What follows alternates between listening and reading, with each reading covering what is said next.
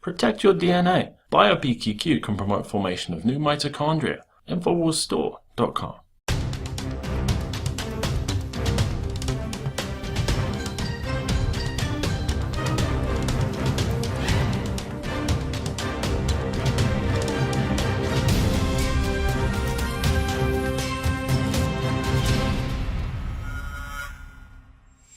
Welcome to the Infowars Nightly News. I'm David Knight. It's Thursday, April 16th, 2015. Here are our top stories.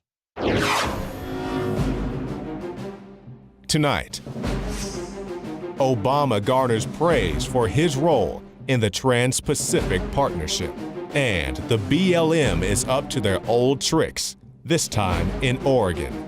That's next on the Infowars Nightly News. That manly culture, John Wayne and 707 horsepower cars, is coming back, and it threatens the New World Order, and it's culture that we've got 1776. Well, the Trans-Pacific Partnership is coming before the Senate in just a matter of days. Things are building to a head, and of course, we've been talking about the Trans-Pacific Partnership as well as the Transatlantic Partnership for a long time here at Infowars, talking about how this is the next step in global governance.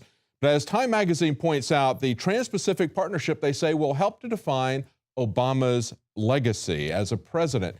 It is also going to define who these senators are that want to be president, especially the ones in the Republican Party. Senators like Rand Paul, Ted Cruz, Marco Rubio, and others will have to watch them very closely to see what they do with this fast-tracked treaty that is now coming before the Senate. Of course, we've seen details that have leaked out about the sovereignty-destroying aspects of this.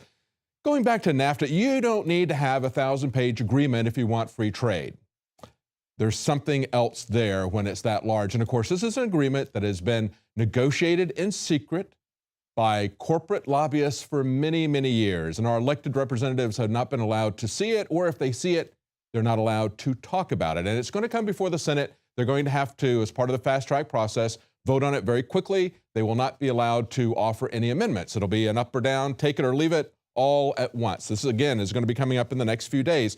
Let's take a look, though, at NAFTA's legacy, because when Obama presented this to people, he said, of course, mistakes were made with NAFTA. We're not going to do that again. And yet he has many people in his close cabinet of economic advisors who wrote NAFTA. Let's look at what NAFTA has done for us. And of course, this is a bipartisan effort. It was Bill Clinton that claimed that NAFTA would create an export boom to Mexico. He said it would create 200,000 jobs in just 2 years. And remember, both Clinton and Bush number one were both in favor of NAFTA at the time.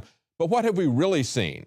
Not 200,000 new jobs in 2 years, but we have seen 682,000 jobs gone.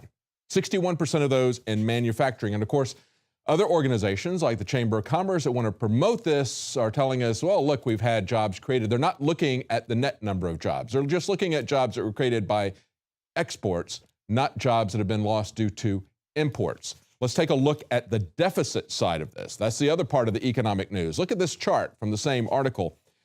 You can see that immediately after passage, we have the largest trade deficit the U.S. had ever seen, right after it, and it never got smaller. That trade deficit, that massive trade deficit, continued for a number of years, and then it grew. And for the last 14 years, we have had 14 record trade deficits. So it's not just a loss of income, which comes with a loss of jobs, but as we go into debt, there is a loss of wealth. And we can see that in terms of multinational corporations and foreign governments coming in and basically asking for our resources from our senators, who then turn it over to them. That's what we saw happening with the BLM, trying to do that in Nevada. We see that going on. John McCain has been successful in doing that in Arizona. We're going to be talking to someone at the end of the program where we see the end game being played with the miners in Oregon.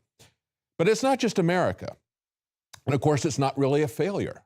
And it's not just about economics either. It would be a mistake to see this simply as an economic failure, as bad economic policy. No, it's doing precisely what it was designed to do. And the other part of this that mainstream media is not talking about is the loss of sovereignty. The fact that this is something that has been part of the long-term plan to create global governance by multinational corporations. You can see it very clearly now. We now see that as they've created these regional consolidations like NAFTA, like the EU, now they are consolidating those regions into a global governance. That's what the Trilateral Commission was all about. And again, that was Carter's chief of staff, Zbigniew Brzezinski, who created the Trilateral Commission. It was going to be North America, Europe, Asia, and that's where we see these trade agreements and now the consolidation. And so they're coming out of the closet telling us, oh yeah, NAFTA was about sovereignty all along, but don't worry, this is about simply trade. It's not simply about trade. We can see that's happening. We need to stand up en masse and take it down. And as I point out, it's not just here in America. This same thing is happening in Europe. People who are trying to renegotiate the treaty, the European Union treaty, especially those in the UK, are now seeing that even at this stage, the EU is saying they're not going to listen to the treaty. They're not going to abide by the process, the rules that have been set in place. We see this story from RT saying that Juncker doesn't have authority to delay the EU treaty changes, say Tories. Now, this is the guy who is the president of the European Union Commission. They say a growing number of bureaucrats oppose Prime Minister David Cameron of the UK. They oppose his demand for EU treaty renegotiation. They're fearful of a quiet democratic revolution that is coming out of the EU citizens' will to protect the sovereignty of their national parliaments. And so what they're going to do is they are going to delay this until they have time to consolidate this more. And as I pointed out, one of the Conservative Party members said treaty change is entirely a matter for the member states using the Commission as secretariat. They're saying he's asserting powers that he doesn't have. Isn't that interesting? We see that all the time, don't we? And yet it was just a couple of weeks ago that we saw people like the head of PIMCO, the world's largest bond company, saying we were going to have a United States of Europe for this to work. That these defaults that were coming from Greece and others were going to break apart the European Union unless they asserted sovereignty. So you can see there again, it's not simply a trade agreement. It is not a free trade zone. This was always about creating a United States of Europe.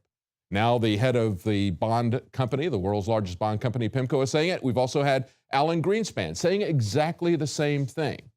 So they're telling us where this is headed. This is clearly a case of international sovereignty being lost to these corporations. So we all need to stand up, pay very close attention to this, and pay attention to what the senators do, how they vote on this. That will tell you who really owns them or if they're their own man.